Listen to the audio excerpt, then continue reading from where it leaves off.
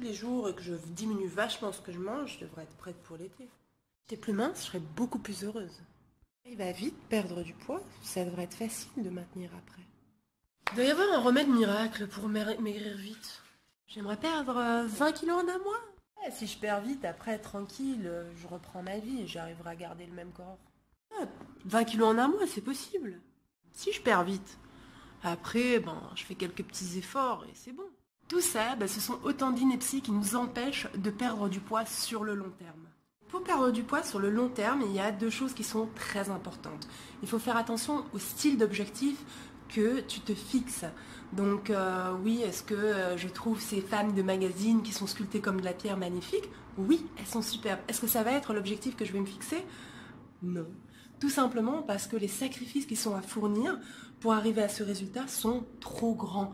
Parce que les personnes qui sont comme ça, elles font partie de deux catégories. Soit, un, elles ont une morphologie qui leur permet d'atteindre cet objectif assez facilement et sans trop d'efforts. Et ça, il n'y en a pas beaucoup. Soit deux, ils travaillent comme des malades, ils s'entraînent comme des fous, ils ont un régime super strict. Et est-ce que c'est la vie que je me vois mener moi sur le long terme? Je pourrais peut-être faire ça pendant un mois et puis après, j'en pourrai plus, j'en aurai marre et je vais reprendre encore plus de poids. Donc non, ce ne sera pas mon objectif. Mon objectif sera beaucoup moindre. Mon objectif sera d'être en forme. Mon objectif sera de perdre encore un peu de poids, d'être un peu plus dessinée. Et donc je vais calculer, il faut calculer en fait les efforts que je suis prête à faire pour arriver à un résultat. Et quel résultat je peux obtenir avec ces efforts-là.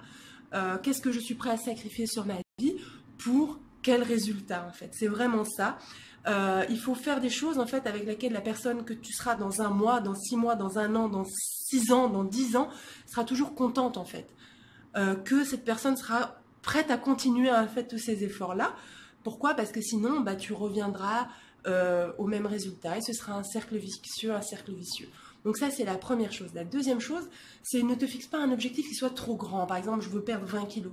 Ok, d'accord, c'est ton objectif ultime, mais entre-temps, mets-toi des petites victoires.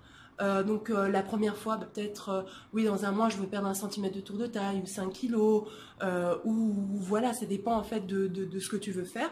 Donc comme ça, ton chemin sera parsemé de petites victoires et c'est comme ça qu'on garde la motivation. C'est un peu ce que je fais avec le défi Help to Fit 2018, qui est de faire des pompes explosives à la fin de l'année.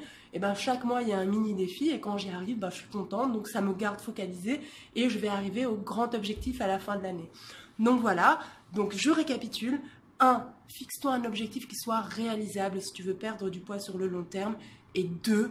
Fixe-toi des mini-objectifs, ne va pas voir trop loin parce que sinon, tu risques d'être découragé. Donc mets-toi des petites victoires sur le chemin. Voilà, j'espère que tu as aimé cette vidéo. Si c'est le cas, n'oublie pas de faire un petit like en dessous. Et si ce n'est pas déjà fait, abonne-toi à la chaîne, comme ça tu rateras aucune des prochaines vidéos à venir. Je te fais des gros bisous et à bientôt.